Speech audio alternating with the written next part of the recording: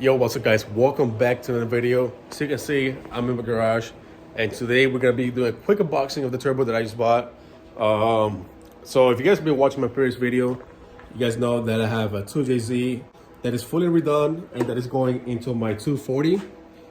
And I already had a turbo on it. I have bought a GTX, so a Rio Garrett 3071R, but that turbo, I didn't really do much information when I bought the turbo.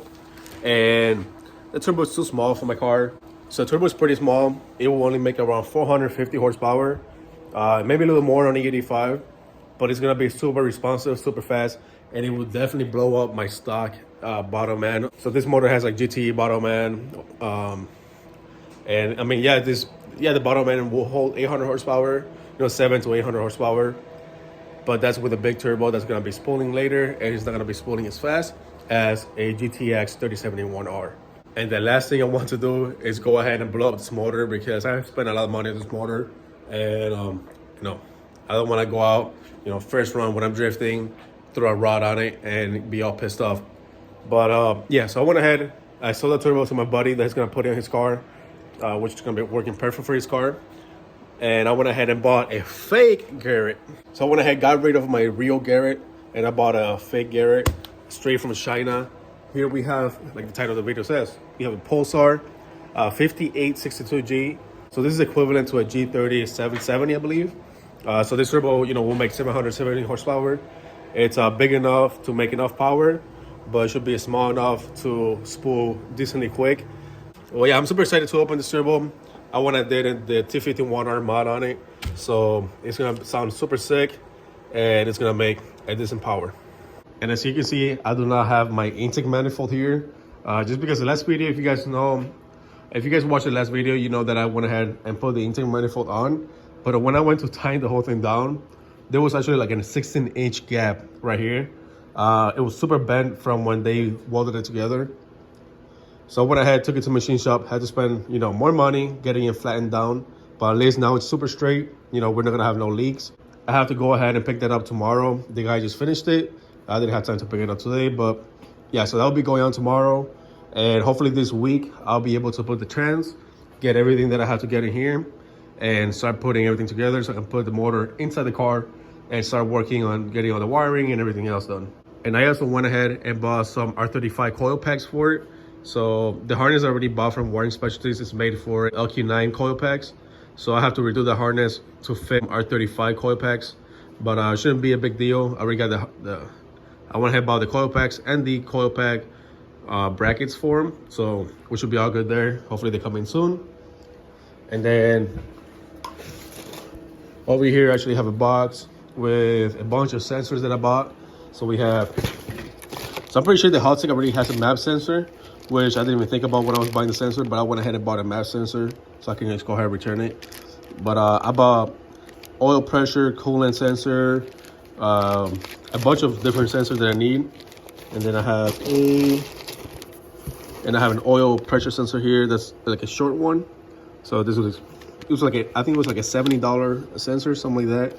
But this is just small enough for it to fit right on my, so this is just small enough so it can fit on my oil housing. Because if you get the ones that have the long prong on it, it will not fit. So this will work perfect. And I have all the harnesses for the sensors here. So yeah, so all this should be pretty easy to wire up. Shouldn't take much time. But I went ahead and bought a bunch of different, I think I bought like 5 or 6 sensors, and I have all the harness for them here. So that should be good. But anyway, for the main thing that you guys are here for, which is this turbo. So once the car is done, I will be, giving another input on this turbo, and hopefully it lasts me a while because it's a really expensive turbo. Compared to the Garrett, it's not expensive, but it's still a $1,200 turbo, so we'll see. All right, let's see what we have here. Oh, it's a box inside the box. Hell yeah. Straight from China, hopefully it lasts. Shall see.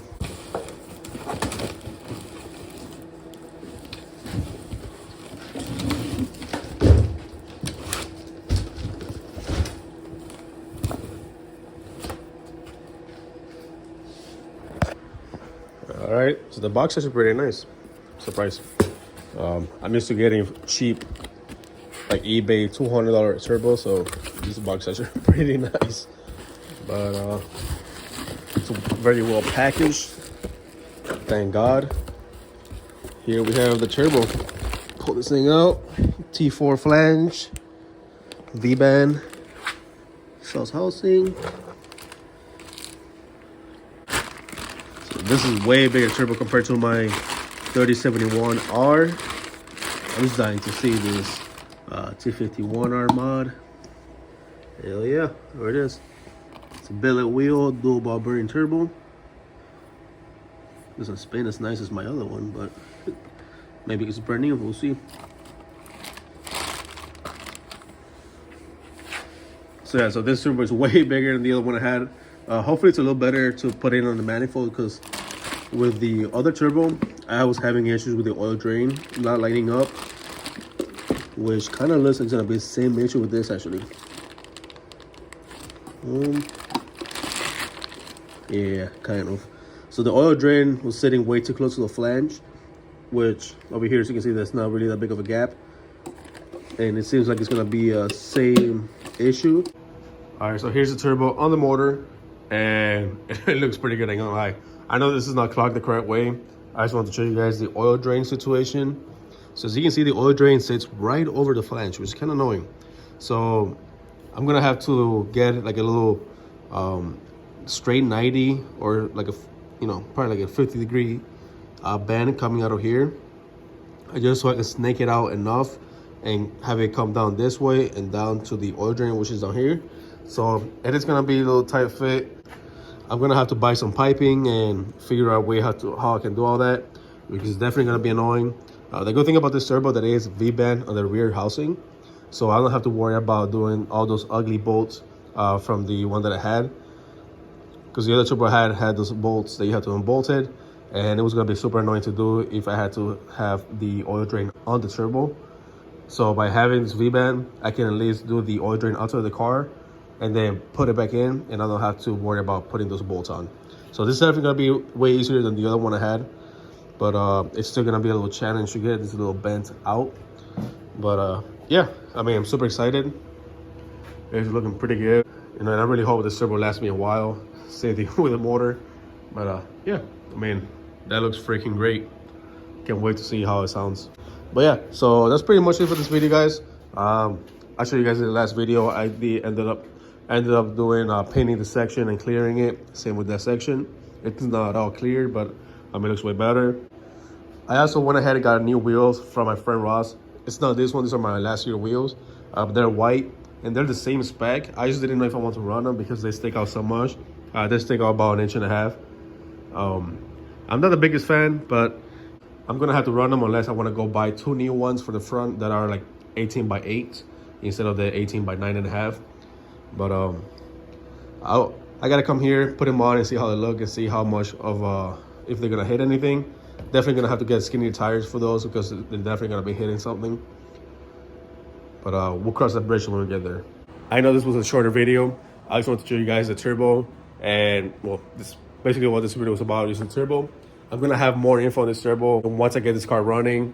I definitely want to put it in the dyno just to see how fast it spools. But yeah, can't wait for it. Super excited. So if you guys want to watch more of my 240, you know, I'll be going to way more events this year. So if you guys like drifting, all that, make sure to click the subscribe button, and I'll see you in the next one.